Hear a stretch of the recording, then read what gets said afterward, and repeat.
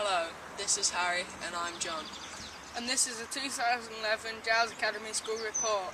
Welcome to Giles Academy School Reports. I'm going to pass you over now to some of our roving reporters. I hope you enjoyed their reports. Good morning and welcome to Giles Academy School Report. I'm Callie-Ann. And I'm John. And here are today's headlines.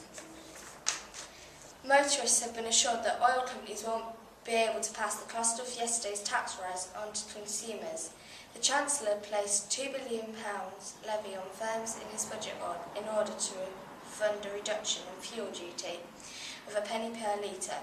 The government says competition in the global market will prevent the cost of petrol at the pumps from rising. A report into the care of a Lincolnshire man who murdered his girlfriend has made several recommendations. Mark Middlebrook was sentenced to life in prison in October 2008 for killing Stevie Barton. The court heard years of cannabis abuse had made him paranoid, and at the time of the killing he was being treated for mental health problems. The report made three main recommendations to the Lincolnshire Partnership NHS Foundation. Trust including setting up a 24-hour helpline for relatives to use in a crisis. The Trust says it's already made sure changes are being made. Allied forces carried out a fifth night of airstrike over Libya. Several loud explosions have been heard in the capital, Tripoli, and residents said plumes of black smoke could be seen coming from an area near a military base. A university college in Lincoln is considering charging students £7,500 a year in tuition fees. Bishop Grosseteste has written students about the charges and it will be introduced next year. Lecturers at the University of Lincoln will strike today in Iraq over paying pensions. It's being organised by the University and College Union. More than 3,000 people, including many from Lincolnshire, are to receive compensation after they lost money after being advised by a building society. Customers from the Norwich and Peterborough took out policies with Key Data investment service which since collapsed. Thank you for listening. Over to Harry now in the Japanese garden for our weather report. Good morning here at the Giles Academy. The weather should stay the same, reaching highs of 15 degrees. We should have a clear night as well. Tomorrow it pretty much stays the same, reaching highs of 14. But on Saturday it takes a turn for the worse with heavy drizzle. So let's enjoy the weather while we have it. Back to the studio for more news. Hello, I'm Leah and this is Lara, and our report is about slaughtered racehorses. If some of you find this report disturbing, we are sorry, but it needs to be put out there. It is known as the sport of kings, full of glamour, effort and thrilling competition.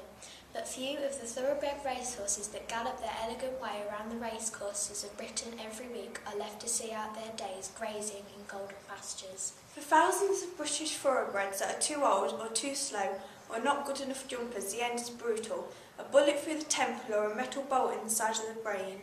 Then their carcasses are loaded onto freezer lorries and driven to France to be sold, where their flesh is sold as gourmet meat.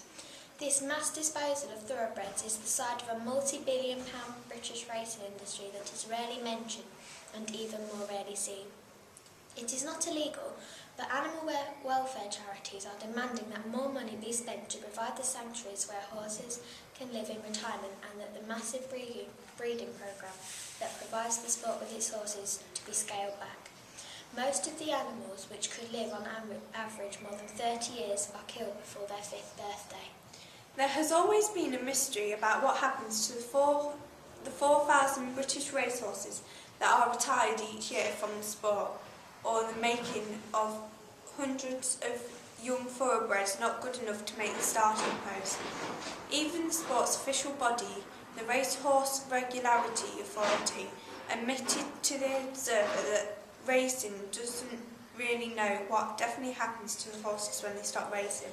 A study by the Queen Fertility Unit in Newmarket attempted to track 1,022 thoroughbred foals born in 1999. It discovered that only 347 were ever entered for a race in the UK and fewer than 200 remained in training as 4-year-olds.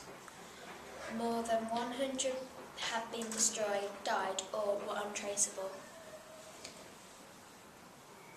To discover the fate of these animals, an observer reporter posed as a horse trainer from the Midlands who needed to dispose of 4 thoroughbreds that had not made the grade. Those in the horse world quickly directed us to 2 ambatters to the large proportion of the industry's work. I'm Lara and I'm with Leah, and this has been our report on slaughtered racehorses. Thank you for listening to our news items today. For more news and updates on Giles Academy, tune in to our School Report radio show, which can be accessed through our website. And now to look at today's headlines in the newspapers. And here to assist us is Head of English at Giles Academy, Mrs Walls. And I'm pleased to be looking at the newspapers today, despite the fact that, of course, the news is dominated by the budget, which not everybody finds the most interesting topic. But I suppose with the recent downturn in the economy, lots of people, including myself as a motorist, have had their eye actually on the budget this year. If we can just look at the Sun with their clever disruption here, Britain, you can drive your car, highlights the fact that 1 pence a litre tax break, well in fact they say 6 pence a litre tax break has been made on petrol, because in addition to the 1 pence a litre, a planned 5 pence hike has now been postponed, and so therefore good news for motorists, albeit quite a sort of a small benefit I suppose, but it all counts. And as somebody who travels to work every day in my car, I can say that yes, I can drive my car for slightly less money from now on. And here we see the Chancellor proudly holding his red box. So again, just on the budget, the Daily Express, as with most of the newspapers here, goes with the budget. Budget gives us all hope. Help at last for families, pensioners, business, drivers and even potholes. And yet the Daily Star's headlines is balls to the budget, as it highlights how, whilst most of us are struggling financially, footballers continue to earn lots and lots of money and be prosperous even in these difficult times. Also on the Daily Star we have the story of the young lady Sian O'Callaghan, who has sadly gone missing, and the police say that a significant breakthrough has been made, but following her disappearance the police are warning young women not to walk alone at night. Sadly she hasn't been found yet, but let's just hope that this missing young lady is safe and well, and that she turns up soon. Let's hope for her and her family that that's the case.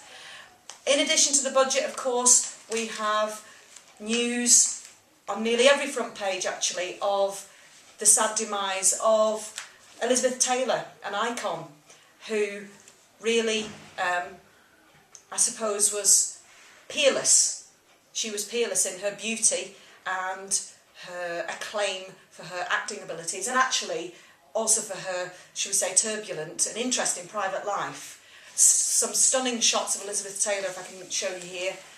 Not that stunning shots are difficult to find, and a particularly arresting picture of her in a quite new newspaper here, The Eye, can be seen, of Elizabeth Taylor in her youth. Rightly, she has been called the Queen of Hollywood in the Express, and as we can see, the Times choose to have Elizabeth Taylor as a header here with a striking image of her in her youth, and obituaries abound for her and her wonderful talent, in celebration of her wonderful talent.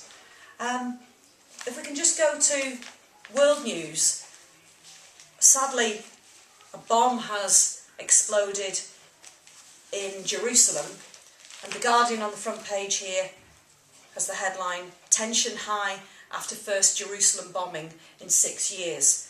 And unfortunately a 60-year-old woman has been killed, a British woman I understand, and dozens of others have been injured. Benjamin Netanyahu, the Prime Minister of Israel, has vowed to react aggressively, and so we wait to see what the reaction or further reaction will be from Israel, but this doesn't bode well for peace in the region. Hello, my name is Chloe. And I'm Natasha. We are the BBC School Reporters. We have all been working very hard on our work. Over the last few weeks we have been researching and looking at the Giles Academy shop, which is called Giles Room 52 Art. The Giles Academy shop sells and shows the Academy's sixth formers' best artwork. Many people's parents go into the shop, and sometimes young adults that used to go to this school. On Tuesday 15th of March we went into Boston to interview some people to see what their views are of wearing the shop. 2 out of 3 people never really knew what the shop was about or even there. The school shop is situated on the edge of town next to Evans and the community shop. Thank you for listening to our report. I hope you can have a look at the Giles Academy shop too. Mrs. Ward, I was reading a disturbing story this morning about a woman who might be put to death. Do we know anything about that? I think you might be referring to the lady in Iran who has been, I suppose, effectively on death row for some time. I've actually been following this story about Sakineh Ashtiani and her son, who has been campaigning really for her release. As we know, in Iran, women can be stoned to death and suffer other worse than ignominies, brutalities, should we say, what we would consider to be brutalities in the West, for adultery or alleged adultery. Now, this lady has allegedly committed adultery, and the latest twist in the story of Sakineh Ashtiani is that Iranian TV, is the headline, has been cleared over confession. Now, what's happened is, if I can quote here from the paper, from The Guardian, Ofcom has ruled that Iran's state-run press TV station, which has offices in London, did not breach the UK's broadcasting rules in transmitting a programme that showed an Iranian woman participating in the reconstruction of her alleged part in the murder of her husband. And essentially what's happened is she has been probably coerced into performing a reconstruction, as is said here, of the murder of her husband, with her son taking on the role of her husband. And this has been broadcast on a channel which has offices in London, but the Iranian people do not have access to that. And it's believed by some that this channel is used as a device, I suppose, for propaganda, and that Sakineh has been coerced into presenting herself as a guilty woman in a very undignified and I would say distressing way, acting out what she is supposed to, what she is alleged to have done to her husband. Now, as I say, she's alleged to have killed him. She's been sentenced to stoning, and lots of people following the campaign of her son, lots of famous people in this country and across the world have joined the campaign to try to get Sakineh released and to not face the death penalty by stoning. And we can only hope that they are successful in their campaign. World news, obviously there's been lots happening lately in the world which we probably don't have time to cover now, but that for me is a compelling, if very disturbing, story about Sakineh Ashtiani. And I think that covers most of what I'd like to talk about in the newspapers today. Thank you for coming along with us then, Mrs. Walls. Thank you.